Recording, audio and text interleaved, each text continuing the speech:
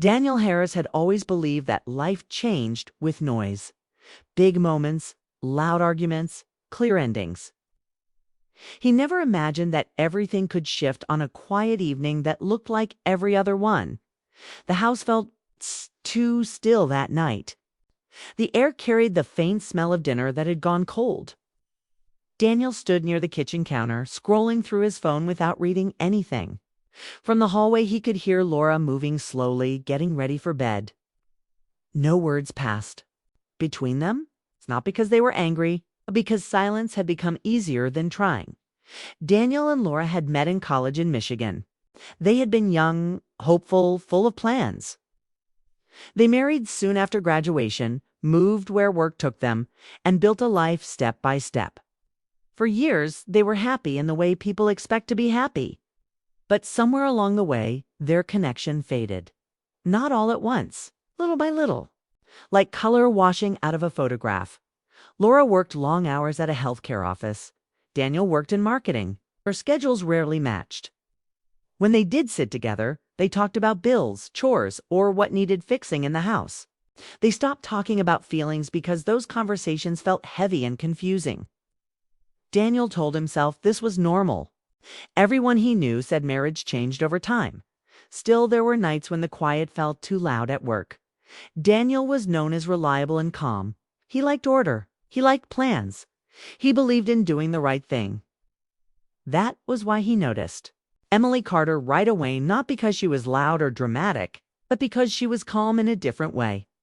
Thoughtful, present, Emily had joined the company 6 months earlier. She had moved from Toronto after a difficult breakup and wanted a fresh start. She spoke clearly, smiled easily, and carried herself with quiet strength. During meetings, she listened more than she spoke. When she did speak, people paid attention. Daniel first talked to her during a project review. They were paired to fix a tight deadline. At first, the talks were about work only, numbers, ideas, strategy. But over time, small personal details slipped in. Where they grew up, why they chose there. Careers, what they missed from home. Emily talked about Canada and her family with warmth. Daniel talked about college days and old dreams he hadn't thought about in years. He felt lighter during those talks, though he didn't know why. They started taking coffee breaks at the same time. Sometimes they laughed. Sometimes they sat in easy silence. Emily had a way of asking simple questions that opened doors Daniel didn't know were still there. She never pushed. She just listened. Daniel didn't see the danger at first. He told himself friendship was harmless. He had no intention of hurting anyone. But something inside him slowly shifted. He began looking forward to work more than he used to. He noticed the clock. He noticed when Emily wasn't around at home. The quiet grew deeper. Laura wasn't cold or unkind. She was tired. She carried stress in her shoulders and worry in her eyes.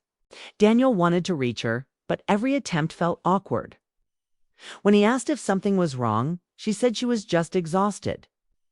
When he suggested doing something together, she said maybe later. Later rarely came. One afternoon, Daniel stayed late to finish a presentation. The office had emptied out, leaving only soft lights and the sound of air vents. Emily was still there, typing at her desk. They exchanged a tired smile. "You should go home," Emily said. "You've been here all day. So should you." Daniel replied. She laughed quietly. Fair point. They talked while packing up. Not about work, about pressure, about feeling stuck. Emily admitted she sometimes wondered if starting over had been the right choice.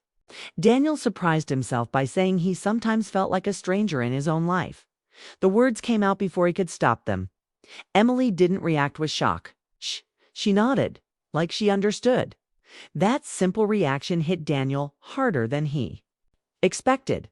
He felt seen, not judged, not corrected. Just understood. The drive home that night felt heavier than usual. Days passed, and the connection grew stronger. Still no lines crossed. Still no secrets spoken out loud. But the feeling was there, sitting between them like an open book neither dared to read. Then came the storm, The meeting had run late. Thunder rolled outside and rain fell hard against the windows. Most people rushed out early to beat the weather. Daniel noticed Emily standing by the front desk, frowning at her phone. "Everything okay?" he asked. "My car won't start." She said, "I think the battery's dead." Without thinking, Daniel offered to drive her. It felt like the natural thing to do. He didn't call Laura. He didn't think about how it might look. He just grabbed his keys. The rain made the streets shine under the streetlights. Inside the car, the sound of water filled the space between them. They talked softly at first. Then, not at all. The silence wasn't uncomfortable. It felt full when they reached Emily's apartment building. She didn't open the door right away. She sat still, hands folded in her lap. Daniel waited, unsure what to say. "I didn't expect." "This year too feels so hard," Emily said quietly. Daniel turned toward her. He saw the tiredness in her eyes, the kind that came from carrying too much alone. "Neither did I." He admitted that the truth hung in the air. Emily looked at him then, really looked at him. "When I talk to you," she said, "I feel like myself." Again, Daniel's heart beat faster. He knew that feeling. He had been afraid to name it. He should have stepped back. He should have changed the subject. He should have reminded them both of boundaries and promises. Instead, he stayed still. Caught between what was right and what felt real, they didn't touch. They didn't say more. But in that pause, something changed. The moment stretched. Filled with meaning neither could deny. Emily opened the door at last. "Thank you for the ride," she said. Daniel nodded. "Anytime." He watched her walk. Inside, then drove away with shaking hands. At home, Laura was already asleep. Daniel lay beside her, staring at the ceiling. His thoughts raced. He felt guilt, confusion. It's on something else that scared him most of all: hope. He realized that night that the heart doesn't always need action to cross a line. Sometimes it only needs permission. And without meaning to, Daniel had given his heart exactly that. Daniel woke before sunrise, his mind already racing. The room was dim, the world quiet, yet his thoughts were loud and restless. He lay still beside Laura, listening to her steady breathing. She looked peaceful, unaware of the storm growing inside him. Guilt pressed on his chest, heavy and sharp. Nothing physical had happened, yet he felt as if he had crossed a line that could not be erased. He got out of bed quietly and went to the kitchen. The coffee machine hummed as dawn crept through the window. Daniel stared at his reflection in the glass, barely recognizing the man looking back. He had always believed he was honest, dependable, loyal. Now those words felt uncertain. At work, the office buzzed with its usual rhythm. Emails, meetings, small talk. Daniel tried to focus, but his attention kept slipping. When he finally saw Emily across the room, his heart tightened. She looked calm, but there was distance in her eyes. She nodded politely, nothing more. Warmth they once shared was guarded now. They avoided each other most of the morning. When they did speak, it was brief and professional. Daniel felt the change like a bruise he couldn't stop touching. He wanted to talk, to explain, but he didn't even know what he would say. During lunch, Daniel sat alone at his desk. He replayed the night again and again, searching for the moment where he could have made a different choice. He knew he should have stopped the car sooner, or kept the conversation light, or simply said goodbye. But the truth was painful. Part of him hadn't wanted to stop. Emily spent her lunch break walking by the river near the office. The wind was cold and the water moved fast. She felt torn between relief and regret. She had sensed the danger and tried to protect herself, yet her heart had leaned forward anyway. She didn't want to be part of a story that ended in hurt. That afternoon, Daniel received a short message from Emily. "We need to talk, not here, somewhere quiet." His hands trembled as he read it. He replied with a simple yes. They met after work at a small park outside the city. It was a place people went to think, not to talk loudly. The trees were bare, the sky gray. They walked for a few minutes in silence before stopping near a bench. Emily spoke first. I can't pretend nothing happened. Daniel nodded. Either. Can I? She looked straight at him. It won't be someone's escape. And I won't live in confusion. Her words were calm, but firm. Daniel respected her for that, even as it hurt. I don't want to hurt anyone, he said. Especially my wife. Emily's voice softened. Then you need to be honest with yourself first. They stood there, facing the truth neither could ignore. Emily told him she needed space. Time to breathe. It's time to protect her own heart. Daniel agreed, though the thought left him hollow. That night, Daniel went home early. Laura was sitting on the couch reading. She looked up and smiled, surprised. You're home early, she said. Yeah, he replied. I thought we could talk. They sat together, the space between them heavy. Daniel searched for words, but fear held him back. He didn't confess. Not yet. Instead, he asked how she was feeling. Really feeling. Laura hesitated, then sighed. I feel like we're roommates, she said quietly. I miss us. The honesty. Cut deep. Daniel realized she had been hurting too, just in silence. Days turned into weeks. Daniel tried harder at home.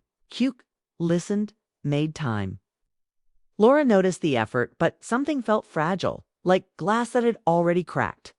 She didn't know why, but she sensed a distance she couldn't explain.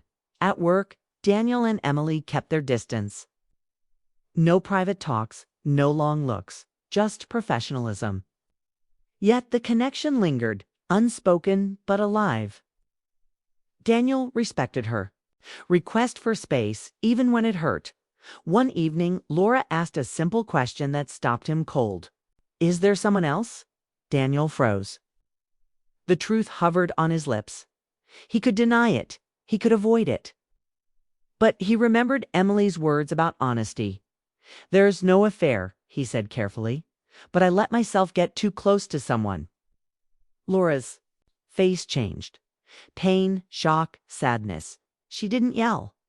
That made it worse. I knew something felt wrong, she said. Why didn't you talk to me? I didn't know how, Daniel replied. I didn't want to admit how lost I felt.